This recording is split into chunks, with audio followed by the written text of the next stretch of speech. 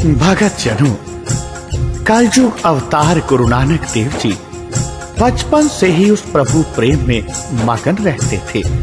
कई कई दिन लगातार प्रभु भक्ति में लीन समाधि लगाए बैठे रहते, मौन रहते।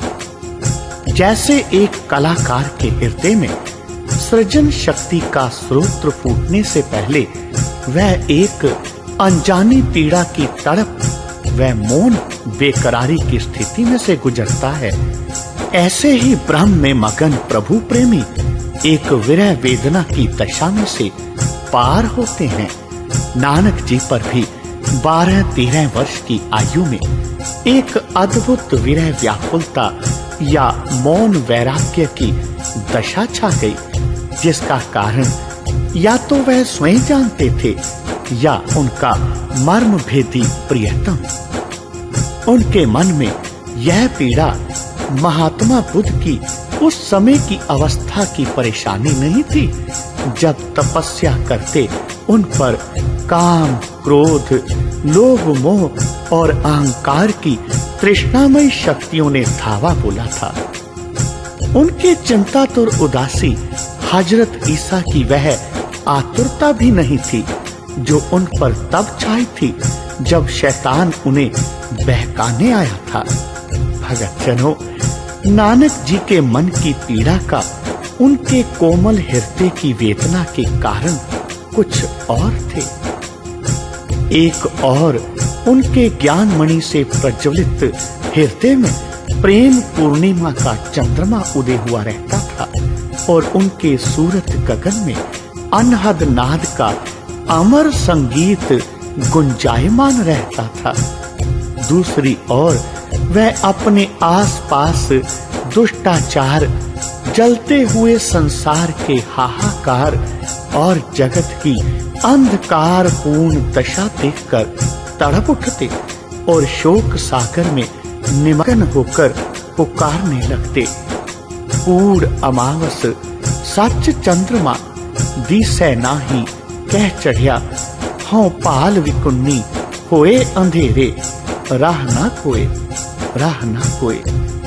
अन्याय, कपट, झूठ, फरेब, नीच कही जाने वाली जातियों से दुर्व्यवहार, गरीबों, कमजोरों पर हो रहे अत्याचार नानक जी की कोमल आत्मा को चिंतातुर बना रहे थे। लोभी व लुटेरे ब्राह्मणों ने और घूसखोर काजियों ने हिंदू और मुसलमान समाज को अंधकार के गड्ढे में फेंका हुआ था। पापी राजाओं व निर्धनों के लहू के प्यासे कर्मचारियों ने ज्ञानहीन प्रजा को निष्प्राण होकर और कायर बना दिया था। बाबा नानक इन सभी जुल्मों, अत्याचारों, पाखंडों और धर्म के नाम पर धोखेबाजियों का सामना करना चाहते थे, परंतु उनके पास केवल एक हथियार था।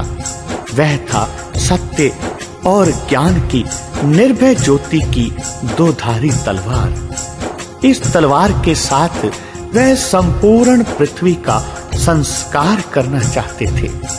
संपूर्ण सृष्टि में सत्य, स्वतंत्रता, एकता व निर्भयता का ध्वज लहराना चाहते थे, परंतु इससे पूर्व वह निराकार गुरुदेव अपने इष्ट अकाल पुरुष के सम्मुख खड़े होकर निरंतर उसकी कृपा, दया, प्रेम और सहायता का मंगलमय आशीर्वाद लेना चाहते थे।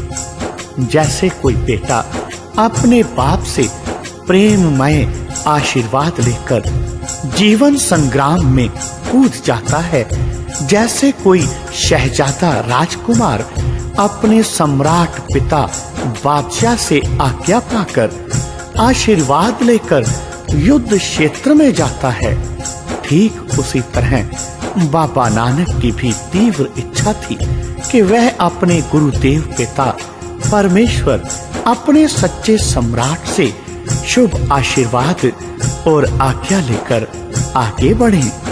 भगत जनों, अपने संसार उद्धारक जीवनोद्देश्य का नानक जी को बचपन से ही गहरा अनुभव था। उनके जीवन का प्रत्येक क्षण उस परम उद्देश्य की पूर्ति और तैयारी में व्यतीत होता था। 11-12 वर्षों की आयु में तलवंडी में नानक जी ने उन विचारों का प्रचार शुरू किया जो बड़े होकर उन्हें संसार में फैलाने थे। उनके माता पिता जो उन्हें कहते वह आज्ञाकारी पुत्र की भांति कर देते, परंतु उनका प्रत्येक कर्तव्य उनकी आत्मिक महानता का चित्र बनकर रह जाता। उनसे स्वाभाविक हुई माता पिता की आज्ञा की अवहेलना, परोपकार के लिए की गई त्रुटि ऐसी आश्चर्यजनक घटना बनकर प्रकट होती जिसके द्वारा प्रभु व प्रकृति इस बात को संसार के सम्मुख प्रकट करते कि नानक साधारण बालक नहीं है, वह प्रभु व प्रकृति की सर्वव्यापक ज्योति का साक्षी है, उसका प्रतिबिंब है, उसके साथ तन्मय हुई उसकी दिव्य मूर्ति है। उस काल की उनके जीवन की छोटी-छोटी घटनाएं इस बात को प्रकट करती हैं कि उनका प्रभु प्रियतम पग पग पर भक्त वत्सल विरत का पालन करता हुआ सांसारिक हानियों से स्वयं उनकी रक्षा करता था। प्रत्येक समय में नानक जी की रक्षा करता था, जिससे सबको स्पष्ट हो रहा था कि पापा नानक किसी महान भविष्य में अवतारों पैगंबरों की तरह संसार के भाग्य को बदल देंगे। नानक जी की प्रसन्नता व उदासी, हर्ष व शोक, उनके आंसू व मुस्कुराहट, उनके हास्य व्यंग एक उलझन बनकर रह जाते। प्रतिदिन लोग नानक जी से कोई आश्चर्यपूर्ण चेष्टा व हैरान कर देने वाले कथन का इंतजार करते। यह थी नानक जी की प्रभु भक्ति। हर समय प्रभु भक्ति में लीन रहना, अगर बात करनी तो प्रभु की बात करनी, गुनगुनाना तो प्रभु को, गीत गाना तो प्रभु का, प्रवचन करने तो प्रभु के। इतनी प्रभु भक्ति उस परमेश्वर की, और लोगों को इसी प्रभु भक्ति का उन्होंने संदेश दिया। भगत जनों, कलयुग में नानक ही ऐसे एक निरंकारी, एक ऐसे पुरुष हुए हैं जिन्होंने उस प्रभु परमात्मा के नाम का लोगों के घर घर जाकर, नगर नगर जाकर, गांव गांव जाकर प्रचार किया, ताकि लोग प्रभु भक्ति के साथ जुड़े, अच्छे मार्ग पर चलते हुए अपने इस जीवन को सफल बनाए। बोलो जी पाई जी वाहे गुरु, वाहे गुरु, वाहे गुरु।